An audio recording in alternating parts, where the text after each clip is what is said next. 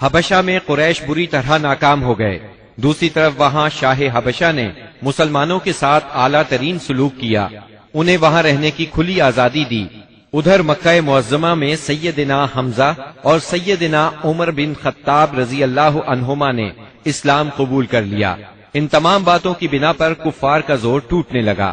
دوسری طرف آپ کی تبلیغی کوششوں سے مسلمانوں کی تعداد میں روز بروز اضافہ ہوتا جا رہا تھا اور قبائل میں بھی اسلام پھیلتا جا رہا تھا۔ اس صورتحال نے قریش کو مجبور کیا کہ وہ نئے سرے سے حالات کا جائزہ لیں اور اسلام کی بڑھتی ہوئی مقبولیت میں مزید اضافہ نہ ہونے دیں۔ چنانچہ قریش مکہ ایک جگہ جمع ہوئے۔ مشورے کے بعد بنی ہاشم اور بنی مطلب سے معاشرتی قطع تعلق کا فیصلہ کیا۔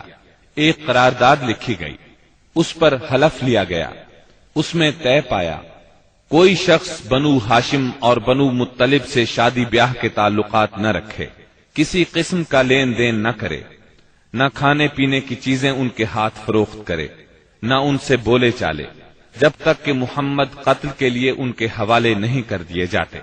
اس قرارداد کو اہمیت دینے کے لیے اس کو کعبے کے اندر لٹکا دیا گیا۔ دوسرے قبائل خاص طور پر بنو کنانہ بھی اس معاہدے میں شریک ہو گئے۔ اس طرح یہ اور مضبوط ہو گیا۔ اس معاہدے کی کتابت بغیض بن عامر بن ہاشم نے کی تھی۔ رسول اللہ صلی اللہ علیہ وسلم نے اس پر بد دعا کی اور اس کا ہاتھ یا ہاتھ کی بعض انگلیاں شل ہو گئیں۔ قریش مکہ کے اس معاشرتی بائیکاٹ سے مجبور ہو کر ابو طالب نے اپنے خاندان کے ساتھ شیب ابی طالب میں پناہ لی۔ شیب ابی طالب مکہ معظمہ میں ایک محلے کا نام تھا، بنی ہاشم اس میں رہا کرتے تھے۔ شیب عربی زبان میں گھاٹی کو کہتے ہیں۔ یہ محلہ کوہ ابو قبیس کی گھاٹیوں میں سے ایک گھاٹی میں واقع تھا اور ابو طالب بنی ہاشم کے سردار تھے، اس لیے شیب ابی طالب کہا جاتا تھا۔ بنی ہاشم اور بنی مطلب کے ہر شخص نے ساتھ دیا۔ مسلمانوں نے ان کی وجہ سے اور کفار کے خاندانی اور نسبتی تعلق کی بنا پر محصور ہونا قبول کیا۔ بنو ہاشم میں سے صرف ابو لہب نے قریش مکہ کا ساتھ دیا اور وہ شہر ہی میں مقیم رہا۔ بنو ہاشم اور بنو مطلب کے 3 سال اس گھاٹی میں گزرے۔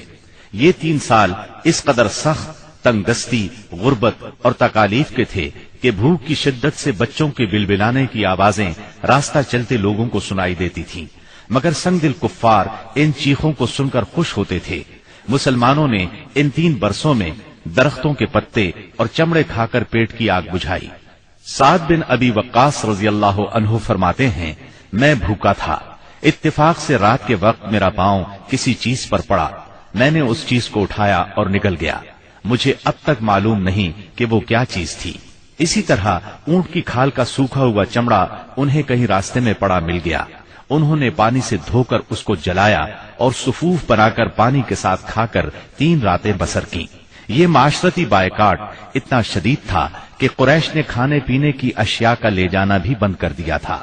جب کوئی تجارتی قافلہ مکے آتا تو ابو لہب اٹھتا اور اعلان کرتا، کوئی تاجر عام نرخوں پر اصحاب محمد کو فروخت نہ کرے، بلکہ اتنی قیمت بڑھائے کہ وہ چیز ان لوگوں کی قوت خرید سے باہر ہو جائے۔ قریش میں سے بعض لوگوں کے دل ان حضرات کی یہ حالت دیکھ کر کڑتے تھے، کیونکہ وہ ان کے عزیز تھے، چنانچہ ایسے لوگ خفیہ طور پر کھانے پینے کی چیزیں بھیج دیتے تھے۔ ایک دن سیدنا حکیم بن حزام رضی اللہ عنہ اپنی پھوپھی سیدہ خدیجہ رضی اللہ عنہا کے لیے کچھ چیزیں لے کے جا رہے تھے کہ ابو جہل نے راستہ روک لیا اور کہا، اگر تم نے شیب ابی طالب میں غلہ پہنچانے کی کوشش کی تو میں سب لوگوں میں تمہیں رسوا کر دوں گا۔ اتفاق سے اس وقت ابو البختری سامنے سے آ گیا۔ واقعے کی تفصیل سن کر ابو جہل سے کہنے لگا، اگر ایک شخص اپنی پھوپھی کے لیے کچھ غلہ بھیجتا ہے تو تم کیوں رکاوٹ بنتے ہو؟ چنانچہ ابو البختری کی مداخلت کی وجہ سے اس سے اپنی پھوپھی کے پاس غلہ بھجوانے دیا۔ غرض ایسی ہی تکالیف اور مصائب کی وجہ سے مکے کے بعض نیک دل لوگوں کو یہ سفاکانہ معاہدہ ختم کرنے کا خیال آیا۔ آخر ہشام بن عمرو کی کوششوں سے زہیر بن ابی امیہ، سیدہ خدیجہ رضی اللہ عنہا کے رشتہ دار مطعم بن عدی، زمعہ بن اسود اور ابو البختری بن ہاشم اور مختلف قبائل کے بعض افراد نے رات کو خفیہ مجلس میں اس معاہدے کی منسوخی کا طریقہ کار مرتب کیا. پھر صبح کو کعبۃ اللہ کے پاس اپنے اپنے حلقے میں جمع ہوئے. طواف کے بعد پہلے زہیر نے اعلان کیا، جب تک انسانیت کے خلاف اس معاہدے کو ختم نہیں کیا جائے گا میں چین سے نہیں بیٹھوں گا. اس پر ابو جہل نے مخالفت کی، لیکن 4 اور نیک دل انسانوں نے اپنے اپنے قبیلے کی طرف سے یکے بعد دیگرے اس بائیکاٹ کو ختم کرنے کا اعلان کیا. ابو جہل مجلس کا یہ رنگ دیکھ کر دنگ رہ گیا اور کہنے لگا، یہ معاملہ تو پہلے ہی سے طے شدہ لگتا ہے. تکالیف پہنچانے کی پالیسی کے بعد جب قریش نبی کریم صلی اللہ علیہ وسلم کو نفسیاتی حربوں سے شکست نہ دے سکے تو انہوں نے اب ان پر معاشرتی دباؤ ڈالنے کا پروگرام بنایا. اس کے لیے ان کے سرپرست اور نگران ابو طالب پر دباؤ ڈالنا ضروری تھا. چنانچہ سرداران قریش نے بار بار ان کے پاس جا کر شکایت کی.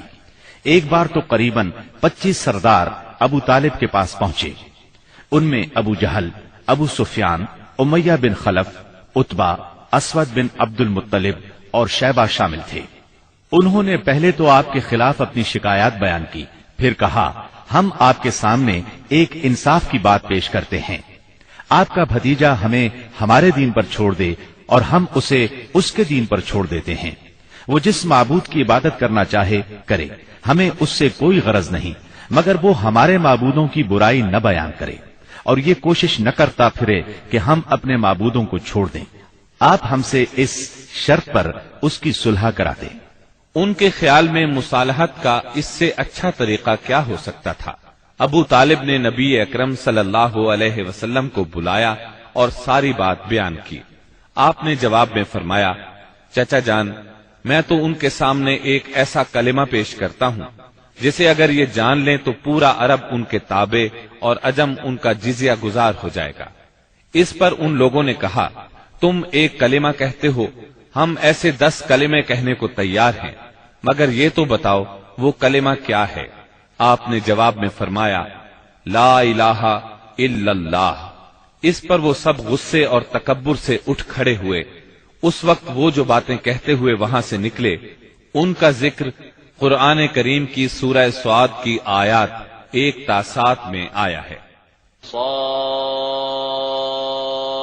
والقرآن ذی الذکر بل الذین کفروا فی عزة وشقاق كم أهلكنا من قبلهم من قرن فنادوا ولا تحين مناص وعجبوا أن جاءهم منذر منهم وقال الكافرون هذا ساحر كذاب أجعل الآلهة إلها واحدا إن هذا لشيء عجاب وانطلق الملأ منهم أن امشوا واصبروا على آلهتكم إن هذا لشيء يراد ما سمعنا بهذا في الملة الآخرة إن هذا إلا اختلاق. صاد، اس نصیحت والے قرآن کی قسم، بلکہ کفار غرور و مخالفت میں پڑے ہوئے ہیں. ہم نے ان سے پہلے بھی بہت سی امتوں کو تباہ کر ڈالا تو انہوں نے ہر چند چیخ پکار کی، لیکن وہ وقت چھٹکارے کا نہ تھا. اور کافروں کو اس بات پر تعجب ہوا کہ انہی میں سے ایک انہیں ڈرانے والا آ گیا اور کہنے لگے کہ یہ تو جادوگر اور جھوٹا ہے. کیا اس نے اتنے سارے معبودوں کا ایک ہی معبود کر دیا؟ واقعی یہ بہت ہی عجیب بات ہے. ان کے سردار یہ کہتے ہوئے چلے کہ چلو جی اور اپنے معبودوں پر جمے رہو.